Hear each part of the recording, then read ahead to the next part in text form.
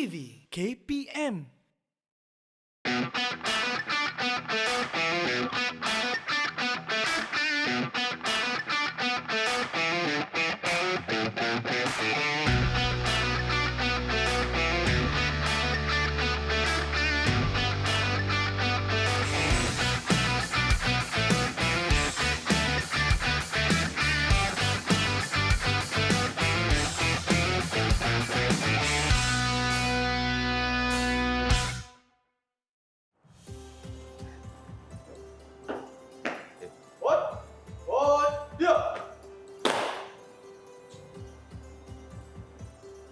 Assalamualaikum, Tuan. Waalaikumsalam. Squat, Senan, break. Squat, rehatkan diri. Assalamualaikum Tuan. Waalaikumsalam. Tuan, saya murid baru dekat sekolah ni. Saya baru sertai kadet polis tapi tadi saya minta tolong. Mereka tak nak tolong saya Tuan. Boleh tak Tuan ajar saya cara nak berkawat dengan baik Tuan? Boleh. Ha. Tetapi sebelum kita belajar kawat, kita mesti belajar sejarah Kor Kadet Polis terlebih dahulu. Boleh Tuan, tak ada masalah. Kalau macam tu, saya bagi anggota senior ni keluar baris terlebih dahululah. Silakan Tuan. Squat. Squat. Diam. Squat. Keluar baris. Baik Tuan, jom kita mulakan kelas kita. Silakan Tuan. Silakan. Baik, itulah tadi. Kita boleh lihat persembahan oleh Tuan Zul bersama dengan murid-muridnya untuk kita lihat bagaimana kawat itu dilakukan.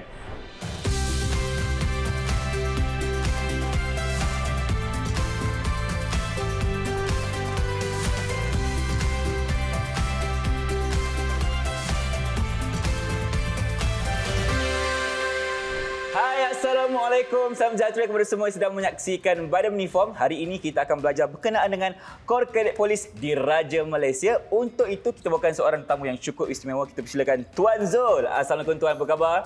Waalaikumsalam. Sihat Tuan ya? Sihat. Alhamdulillah, datang jauh dari Kelantan. Mungkin sekarang ni kita boleh dapatkan pengenalan dari Tuan. Tuan boleh kenalkan diri Tuan dan juga latar belakang. Silakan Tuan. Okey, terima kasih Encik Irfan. Bagi Irfan je Tuan, tak payah Encik-Encik. Okey, terima kasih Irfan. Sama-sama. Nama saya DSP K, Cik Zulkifli bin Cik Ahmad. DSP maksud Deputi Sekretariat Polis. K itu adalah kadet. Kadet, baik. Saya bertugas di Sekolah Menengah Kebangsaan Sultan Ismail Kota Baru, Kelantan. Dan jawatan dalam Kor Kadet Polis saya sebagai pengerusi Teknikal Kebangsaan Kor Kadet Polis Malaysia. Lama, satu jawatan yang cukup tinggi. Dan mungkin Tuan boleh ceritakan dari segi pengalaman Tuan dalam Kor Kadet Polis berapa lama Tuan? Untuk makluman Irfan dan juga para tetamu, saya memasuki Kor Kadet Polis setelah saya mula-mula menceburi dunia pendidikan iaitu pada tahun 1989. 1989 sehingga sekarang Tuan? Sehingga sekarang. Itu dia satu pencapaian yang cukup hebat. Dan sebagai permulaan kepada topik kita pada hari ini, mungkin Tuan boleh ceritakan dari segi sejarah bagaimana tertubuhnya Kor Kadet Polis di Raja Malaysia. Terima kasih Irfan. Sebenarnya sebelum kita sentuh tentang Kor Kadet Polis di Raja Malaysia, elok saya memberitahu dulu tentang sejarah penubuhan polis di Raja Malaysia. Betul juga tu Tuan, silakan. Jadi untuk makluman, PDRN ataupun Polis di Raja Malaysia ditubuhkan pada tahun 1807 oleh British.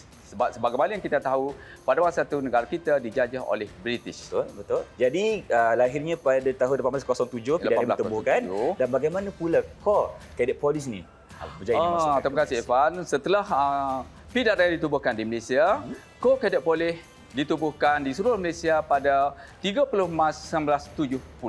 1970 ya? 1970 bermaksud sekarang Kor Kadet Polis sudah berusia 52 tahun. 52 tahun penubuhan Kor Kadet Polis di Malaysia. Dan mungkin Tuan boleh ceritakan bagaimana ataupun banyak mana Kor Kadet Polis yang ada di seluruh Malaysia Tuan? Terima kasih. Untuk makluman, mula-mula ditubuhkan pada tahun 1970.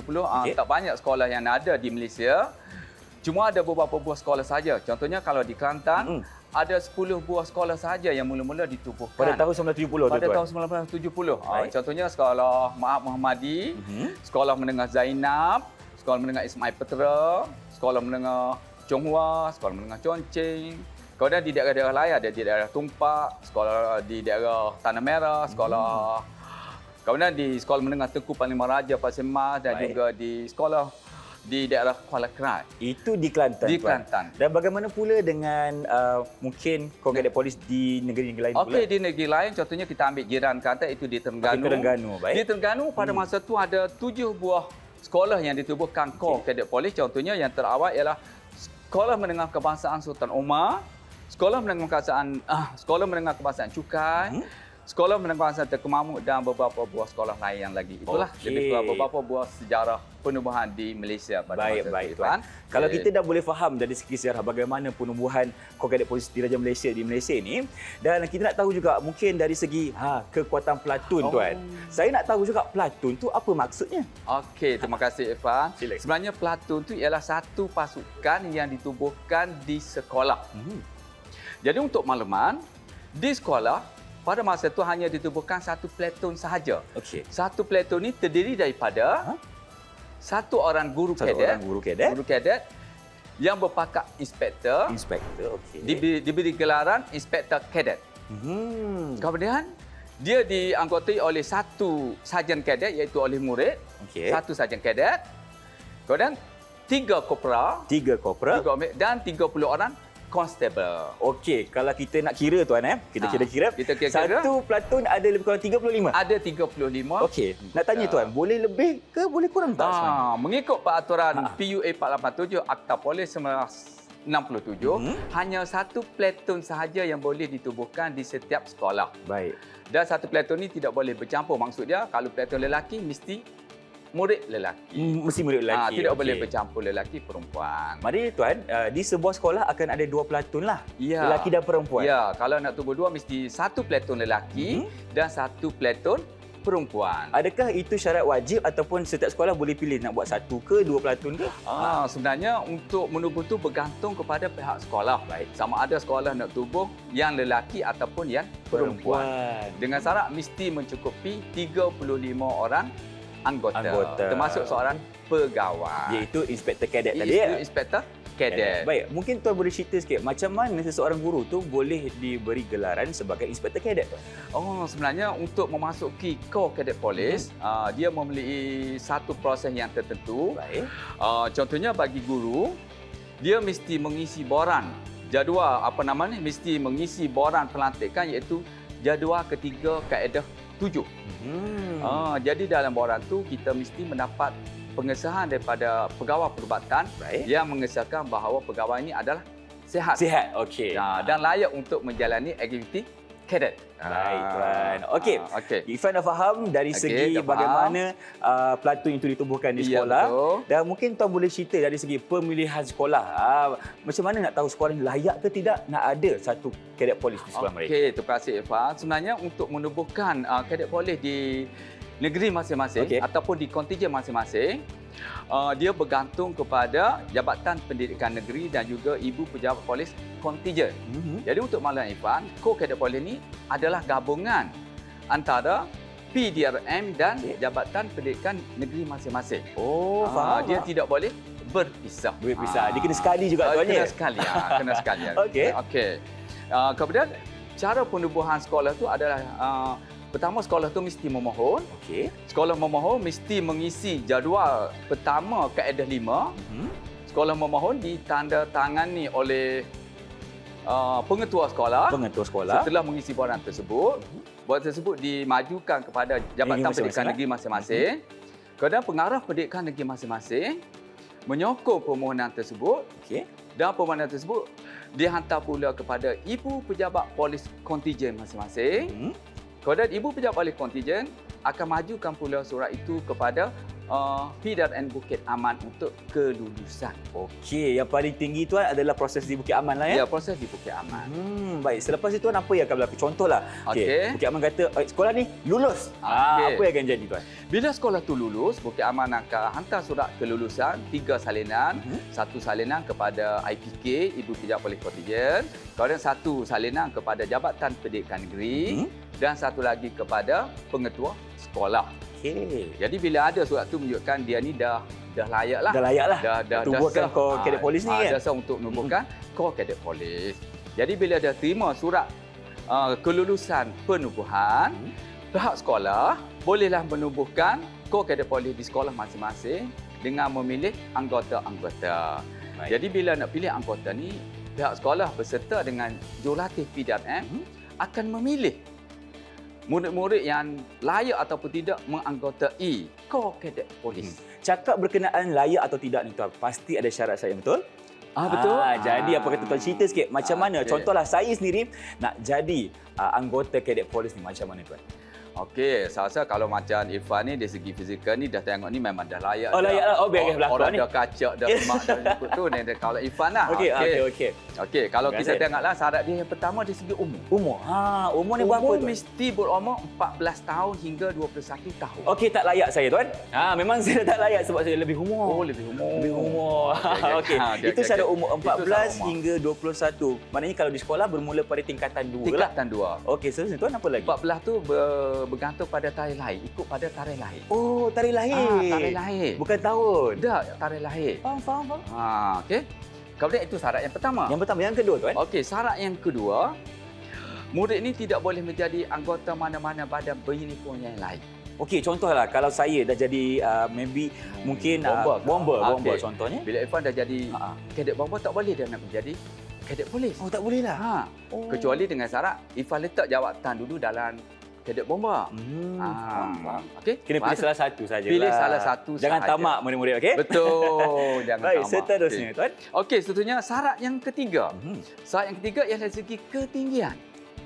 Ketinggian anggota lelaki mesti 4 kaki 6 inci ataupun dalam sentimeter bersama dengan 135 sentimeter. Sementara anggota perempuan ataupun murid perempuan 4 kaki 3 inci ataupun 128 sentimeter. Kemudian syarat seterusnya ialah mesti diakui baik oleh pengetua dan yang terakhir mesti diakui sihat oleh pegawai perubatan. Baik tuan. Okey, dengan kata lain mesti mengisi borang pos 1C dan mendapat kelulusan pegawai perubatan. Tuan, ada lagi tak syarat-syarat lain untuk menjadi seorang ahli kadet polis? Syarat-syarat lain itu syarat yang utama. Ya, Syarat utama. Baik, terima kasih Tuan atas penerangan di segmen ini. Jadi, kita nak kongsikan banyak lagi tapi kita berhenti berehat dulu boleh Tuan? Boleh. Kita jumpa selepas ini dalam Didik TV KPM. Jangan ke mana-mana. Didik TV KPM.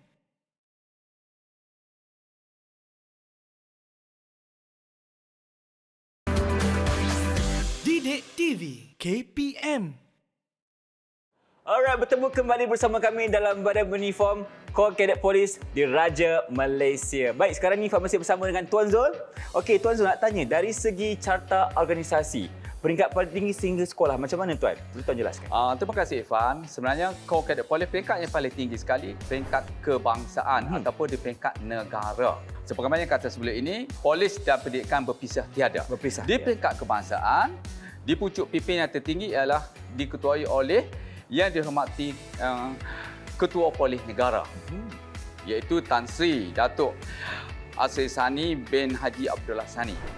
Itu di peringkat Bukit Aman. Kemudian di bawah dia ada pengarah JPJKK. Tuan, sebelum tu Tuan, apa maksud JPJKK? Oh, JPJKK ialah Jabatan Pencegahan Jenayah dan Keselamatan Komuniti. Okey, faham dah.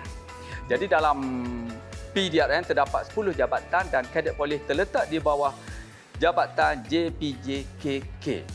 Itu di pihak PDRM Bukit Aman. Baik. Kemudian di pihak Kementerian Pendidikan Malaysia pula diketuai oleh Ketua Pengarah Pendidikan Malaysia. Kemudian dia terletak di bawah Pengarah BSKK. Lagi satu lah Tuan. BSKK tu apa? BSKK ialah Bahagian Sukan, Ko-Curriculum dan Kesenian. Okey. Jadi kadet terletak di bawah BSKK KK. di peringkat Kementerian Pendidikan Malaysia. Hmm. Kemudian di bawah dia tu adalah penolong pengarah yang menguruskan hal kadet dan juga di Bukit Aman terletak di bawah Inspektor Kor Kadet. Jadi mereka berdua ni yang menguruskan Kor Kadet di peringkat kebangsaan. Baik, itu Tuan di peringkat kebangsaan ya. Dah selesai Tuan untuk yang itu? Dah selesai. Kita Baik. bagi secara umum sahaja di peringkat kebangsaan. Jadi kita akan turun pula Tuan ke peringkat negeri atau lebih dikenali sebagai contingent. Ya, betul. Silakan Tuan. Untuk makluman dalam Kor Kadet kita panggil contingent. Negeri itu sama dengan contingent. Baik, untuk di setiap contingent di seluruh Malaysia, Core Cadet Police, kalau bagi pihak PDRM ataupun kita panggil IPK Contingent, diketuai oleh Ketua Polis Contingent, kemudian Timbalan Ketua Polis Contingent, dan dia di bawah Ketua Jabatan Pencegahan Jenayah dan Keselamatan Komuniti.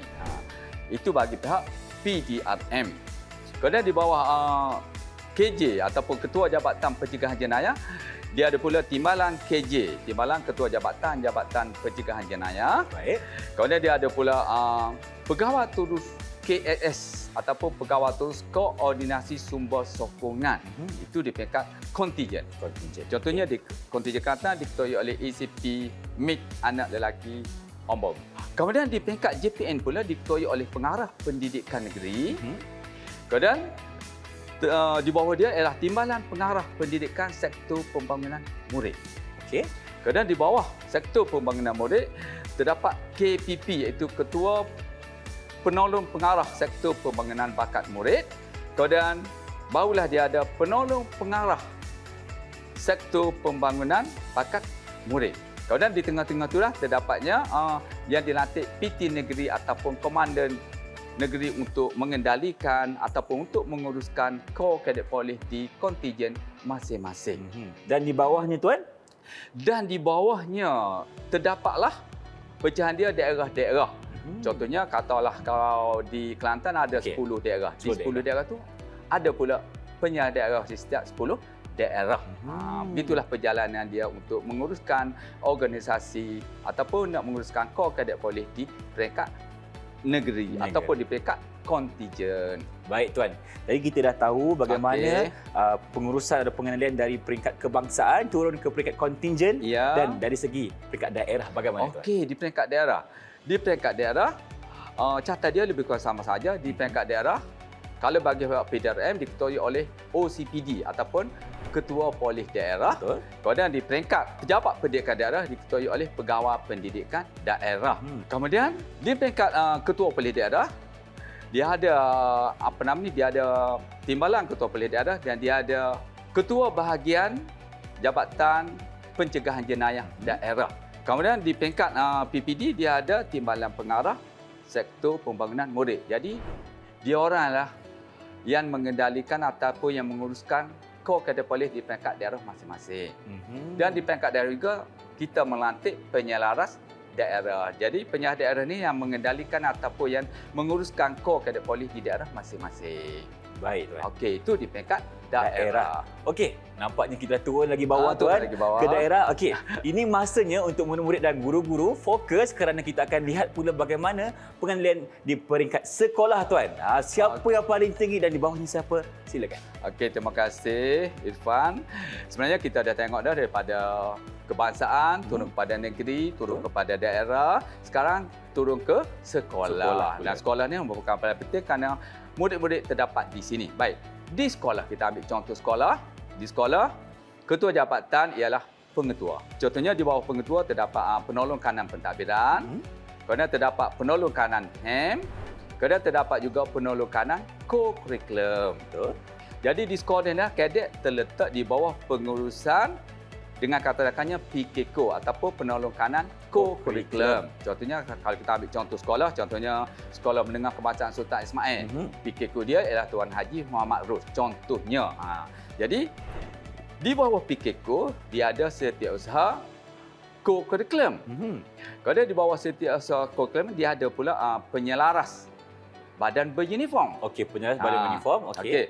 Di bawah penyelaras badan beruniform terdapat beberapa buah badan beruniform yang terdapat di sekolah berkenaan. Betul. Okay. Contohnya kita ada bomber, polis, apa lagi tuan?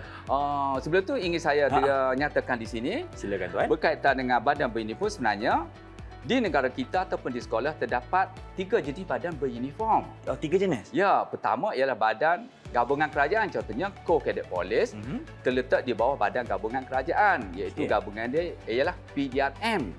Contohnya Jabatan Bomber dan Penyelamat, Kadet Bomber. Kadet Bomber, betul. Kemudian PKBN, badan gabungan dia ATM, Angkatan Tentera Malaysia. Itu ialah badan beruniform di bawah badan kerajaan ataupun dia panggil GO. GO. Itu. okey. Kemudian yang kedua ialah NGO iaitu badan bukan kerajaan. Baik. Badan bukan kerajaan seperti pengakap. Persatuan Muda Sabit Merah. Bijak. Betul. Bijak saya hari ni. Bijak Terima kasih. Irfan. Kemudian itu ialah NGO. Kemudian termasuklah Saint John, Puteri Islam.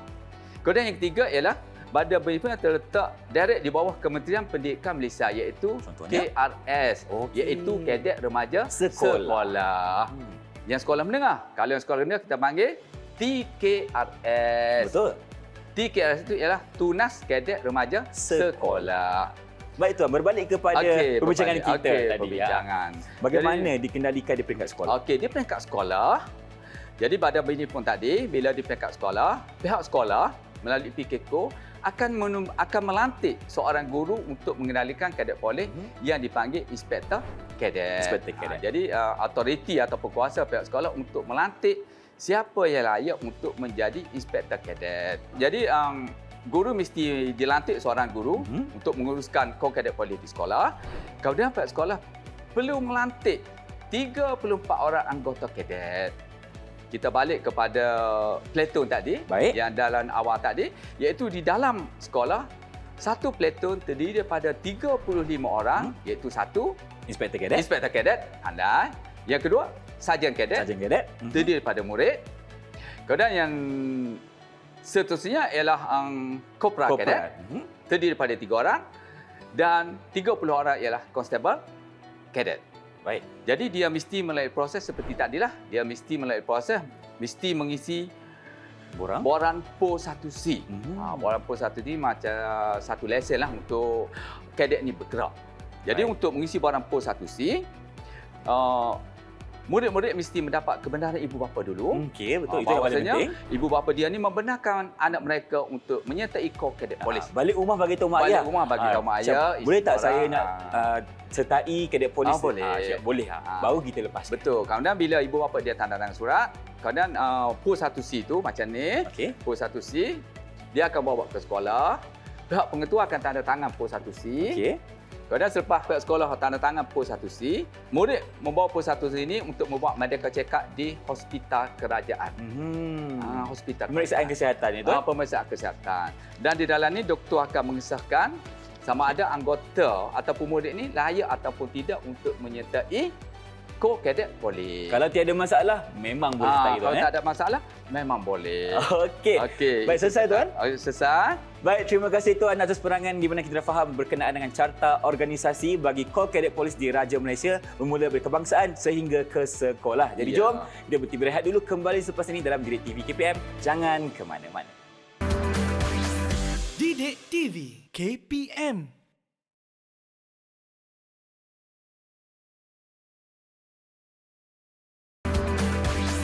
Didik TV KPM. Inilah dia Badan Uniform Kor Kadet Polis di Raja Malaysia. Masih bersama dengan Tuan Zul. Tuan, masih bertenaga? Masih Bertenaga. Cantik Tuan. Untuk segmen kali ini, kita akan berbincangkan dari segi pangkat pula Tuan.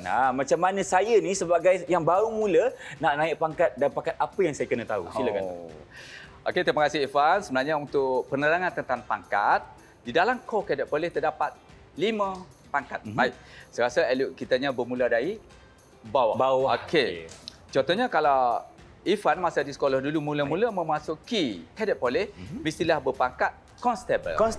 Pangkat yang paling rendah. Kita tak boleh masuk terus pangkat kopra. Tak boleh.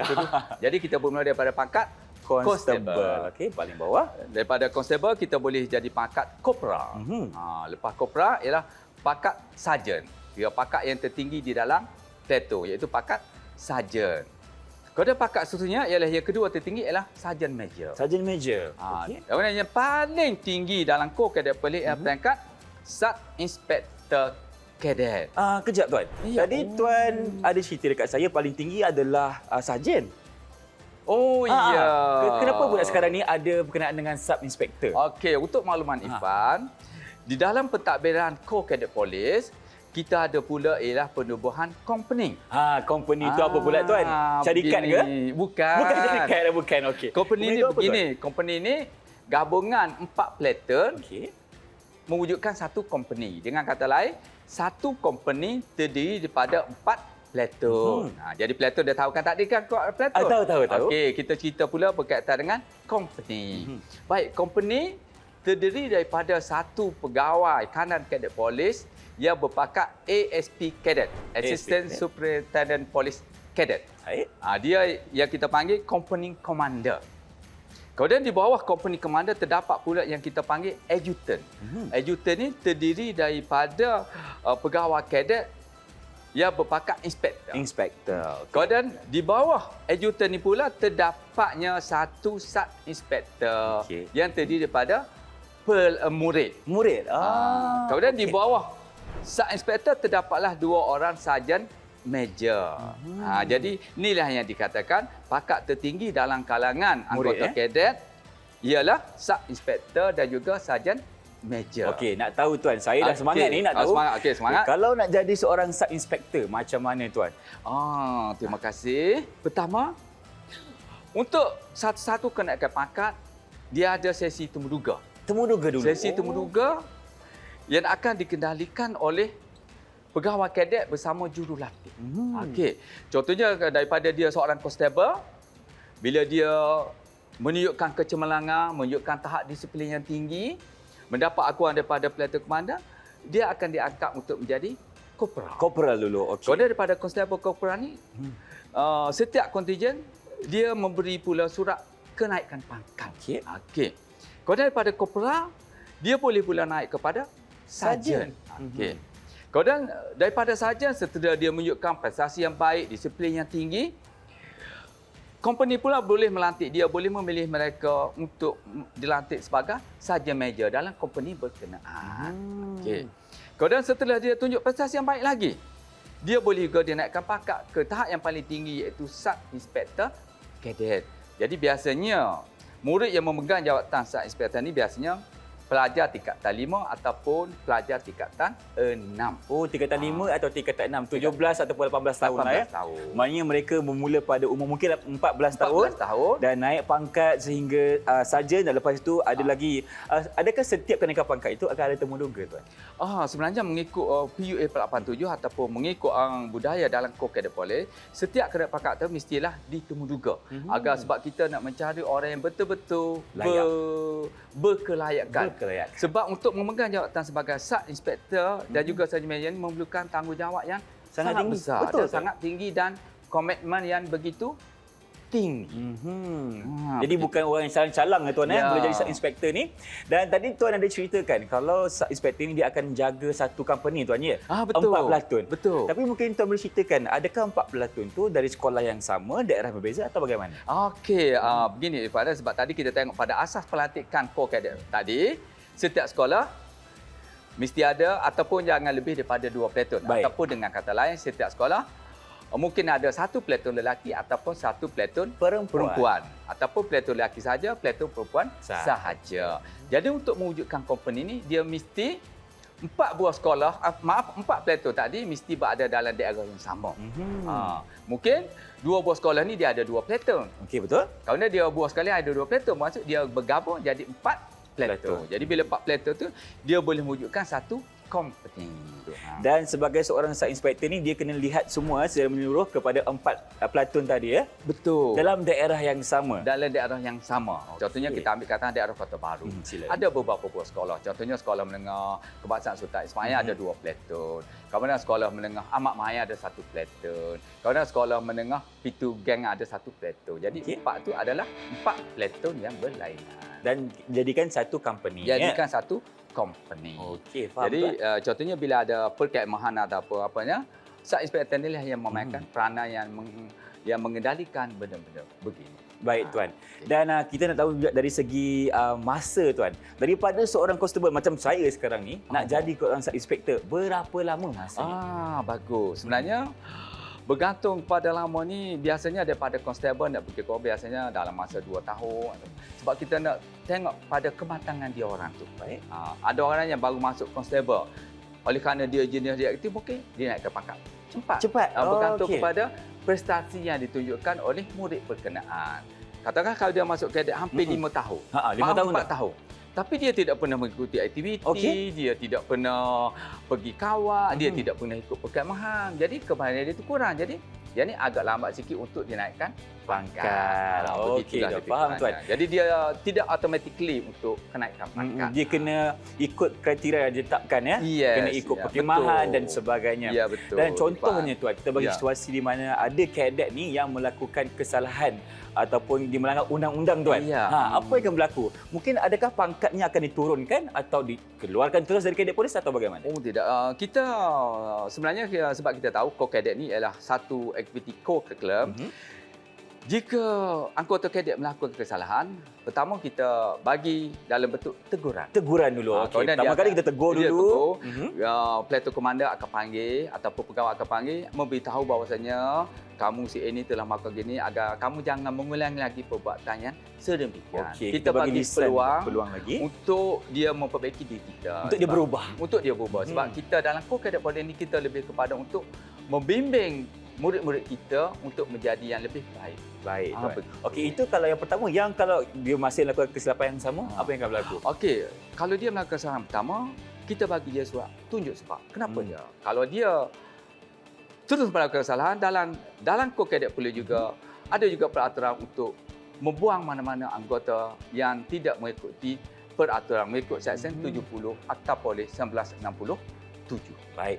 Maknanya tuan, bila contohnya murid tersebut atau kadet tersebut melakukan kesilapan yang sama, ada kata apa, kemungkinan dia akan dibuang daripada Kemungkinan akan diberhentikan daripada core cadet polis. Sebab kita kena ingat core cadet polis ni membawa dua imej, iaitu satu imej PDRM Betul. dan satu imej pendidikan. Jadi dua-dua ni kita mesti menjaga imej kita. Betul. Agar tidak tercalar. Agar tidak tercalar. Seperti Ya, yang tuan betul. katakan tadi, memang pendidikan dan juga PDRM ni, KPM dan PDRM tidaklah kata apa, asing-asing. Tidak sentiasa asing-asing. bersama, Sentiasa sentiasa bersatu untuk Sentiasa melahirkan bersatu. murid yang lebih cemerlang. Ya, betul. Bukan saja dari aspek co-curriculum dan juga pendidikan, Ya. tapi dari sasiah mereka, Ya, integriti betul. dan disiplin mereka harus kita jaga tuan. Betul. Mungkin sedikit lagi perkongsian oleh tuan berkenaan dengan pangkat ini, silakan tuan. Okey, kemudian pangkat dalam kalangan pegawai pula. Okey. Dalam kalangan pegawai, kalau mula-mula, contohnya kalau Irfan jadi cikgu lah, Okey. Irfan masuk kadet, Irfan ni dilantik sebagai inspektor kadet. Inspektor kadet. Baik. Inspektor kadet ni, dia pakai 2 bintang macam ni. Ya. Okey. Ini pakai, yang Irfan akan pakai je, 2 bintang. Ataupun kita panggil paku lah. Paku biasa kita cakap paku lah. 2 paku. Tapi yang betulnya bintang. kita panggil Bintang dia. sebenarnya ada bahasa bintang. Tapi kita kata, dia ni 2 paku. 2 paku. Okey. Kemudian bila Irfan menunjukkan prestasi yang terbaik, Okey, naik pangkat ni. naik pangkat ni, Irfan dilantik sebagai company commander. Oh lama. Maksud Irfan boleh memakai pangkat ASP. ASP ni ialah 3 bintang. 3 bintang. Ataupun 3 paku. Baik. Okey, selepas ASP tuan. Selepas ASP untuk yang ni ada MOU antara Kementerian Pendidikan Malaysia dengan Pidana dan Perkhidmatan, iaitu di setiap negeri itu dilantik sebagai PT negeri ataupun kita panggil pegawai teknikal negeri ataupun setengah kontingen itu dia panggil komandan negeri, dan komandan negeri ini diberi pangkat DSP. Macam saya ni DSP. Wah, berikan tepukan kepada Tuan Zul. Seorang kata apa? DSP. Deputy DSPK. Superintendent Police Cadet. Okey, nampak ada satu mahkota Ada ataupun satu crown di situ. mahkota, ada satu mahkota. Okey, ini paling tinggi tuan. Yang paling tinggi dalam core cadet Polis. Itu dia. Satu pencapaian yang cukup hebat. Terima kasih tuan atas penerangan di segmen ini. Kita dah faham berkenaan dengan pangkat dalam KKPDRM. Jadi jom kita berhenti berehat dulu. Kita akan jumpa selepas ini dalam Didik TV KPM. Jangan ke mana-mana.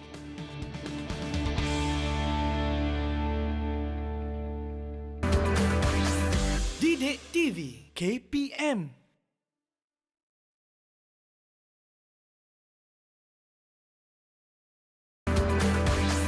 Didik TV KPM. Tuan Zul, saya nak tanya sikit boleh? Boleh. Dari tadi saya tengok dekat belakang ni ada baju yang saya tak pernah tengok. Ya. Itu baju apa tuan? Oh, yang ni kah? Ataupun dua-dua? Dua-dua tak pernah nampak. Okey, mari kita cerita. Silakan tuan. Okey, baju yang pertama yang sebelah kanan ni adalah baju uniform Core Cadet Police pada tahun mula-mula ditubuhkan, iaitu pada tahun 1970 hingga 1995.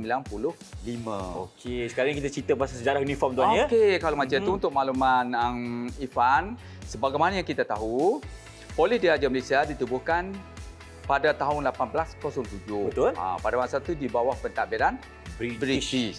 Pada masa itu kalau Irfan dah lahir ke belum? Belum lagi lah tuan, saya tak nampak dunia lagi tu masa tu. Okey, kalau macam tu, kalau belum lahir, saya pun belum lahir juga. Betul. Tapi saya ada bukti bahawasanya pada masa itu ini. Ada buktinya tuan? Dibukukan. Okey, dibukukan, saya Okey. boleh tunjuk. Apa yang tuan nak tunjukkan tuan? Ini. Okey. Apa yang tuan sedang tunjukkan? Sila. Ini ialah uniform polis pada masa itu. Oleh kita pada masa nampak- itu dianggotai oleh British. Nampak pakai seluar pendek tuan ni? Ya, yang seluar pendek, stokir panjang. Seluar pendek okey. pula kaki besar. Kaki besar. Yang ni kita tengok ya. Okey. Ini pada tahun 1807. 1807. Semasa pemerintahan British tuan ya. Yes, betul. Baik, terima kasih Okey, tuan. betul. Baik, lepas tu kita Okey. pergi kepada baju yang pertama Okey. tadi pada tahun 1970.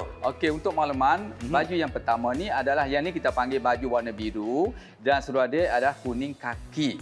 Dan untuk makluman juga, uniform yang dipakai oleh regular PDRM adalah sama dengan yang dipakai oleh Corps Cadet Police. Okey. Cuma apa nama ni, pada masa ni kita pakai uniform ni bermula pada tahun 1970 hingga 1995. Yang ni kita panggil baju ta'i, baju yang dimasuk ke dalam. Seluar lah. Sebab dan yang ni kita panggil boots jacket. Warna dia ni adalah warna kuning kaki. Kuning kaki. Warna kuning kaki warna dia lah. Nak tanya Okey. tuan, untuk baju yang ni, baju nak bus tadi. Yang ni kita panggil baju GD. GD, sorry. Tugas am. Tugas am, general duty lah Okey. Contohnya untuk menghadiri musyawarah apa kita pakai yang ni. Yang ini pada tahun bila tuan? Yang ni sama juga. Cuma yang ni boots jacket, yang ni tak in. Baik. Okey, selepas zaman baju ini yang kat belakang kita ni, apa pula yang datang? Adakah baju yang tuan pakai sekarang ni? Dan sebelum tu saya ada ingin lagi? cerita satu sejarah juga. Ceritakan. Sebenarnya untuk Malan Irfan, pada masa ini, aktiviti kadet ada juga aktiviti perkemahan. Jadi semasa perkemahan, kita dibekalkan dengan uniform jangga green. Jangga green. Maksud jangga green ni ialah pakaian lasak untuk kita aktiviti perkemahan.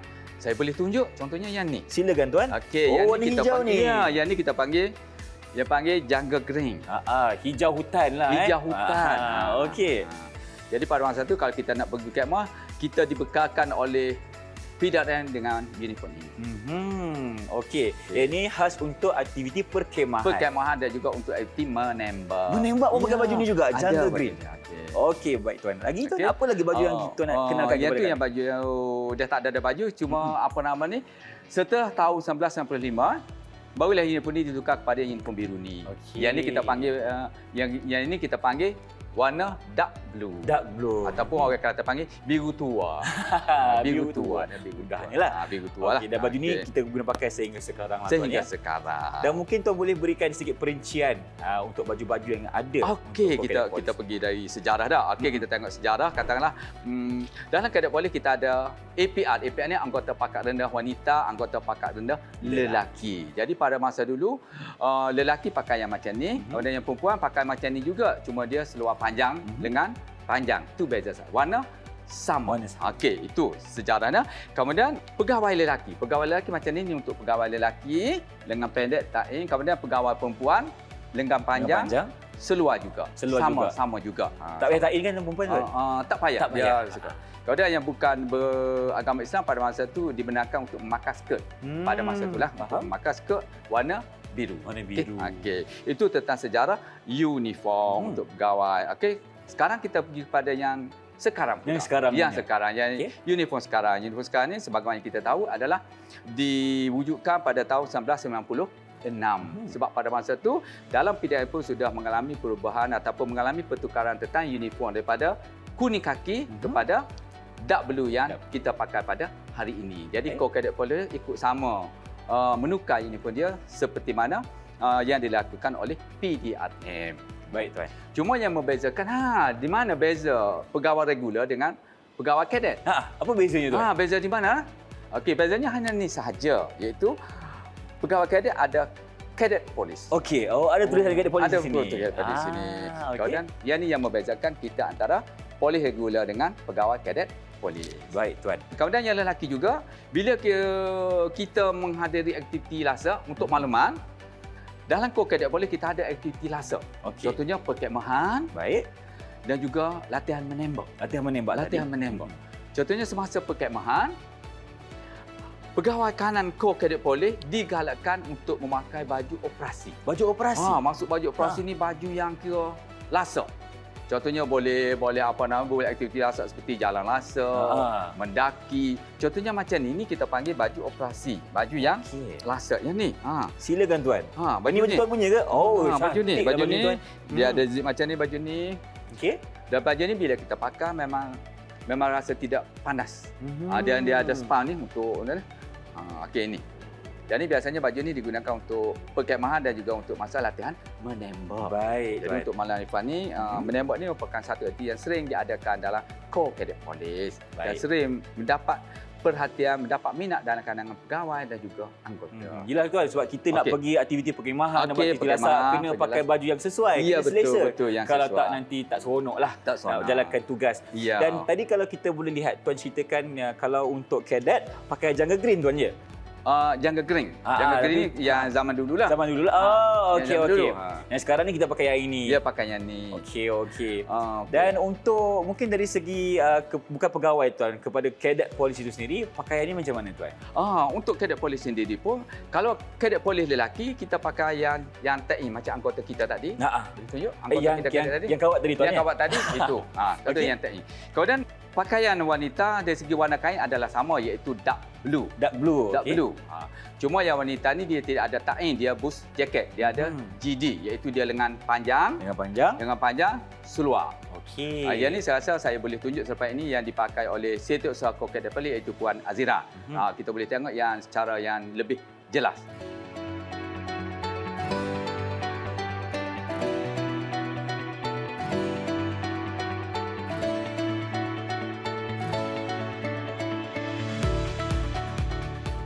Itu dari segi sejarah uniform bagi Kor Kadet Polis di Raja Malaysia. Dan kalau kita boleh faham tadi tuan, sebenarnya Kor Kadet Polis ni dia akan mengikut arus PDRM sendiri. Ya, dia mengikut arus kalau ada perubahan dia akan PDRM. ikut juga. Ya, ikut. Sebab memang datangnya daripada induk PDRM. Okey, terima Dan kasih. untuk makluman, Kor Kadet Polis merupakan anak daripada PDRM dan juga Kementerian Pendidikan Malaysia. Itu jalinan yang sangat baik untuk menjamin masa depan murid-murid kita lebih cerah. Terima Ya. kasih tuan atas penjelasan pada hari ini bersama Irfan. Dan sekarang ini nak dapatkan sedikit rumusan dan harapan. Silakan. Terima kasih Irfan. Harapan saya agar lebih ramai murid-murid menyertai Kor Kadet Polis di Raja Malaysia dan juga guru-guru menyertailah Kor Kadet Polis di Raja Malaysia kerana dia boleh melahirkan kita seorang remaja bagi pelajar yang berintegriti dan yang berketerampilan untuk bangsa dan negara kita Malaysia. Baik, terima kasih dan terima kasih lagi sekali kepada Tuan Zul kerana memberikan satu inspirasi kepada murid di luar sana untuk terus berjaya dalam Kor Kadet Polis di Raja Malaysia dan sekaligus membanggakan negara dan menjadi insan yang berkualiti tinggi pada masa akan datang. Terima kasih Tuan. Sama-sama. Dan kita mengharapkan ilmu yang telah diberikan kepada penonton memberi manfaat. Dan kalau kita berjumpa lagi Tuan, dengan itu Assalamualaikum, salam sejahtera, Didik TV KPM. Bye-bye.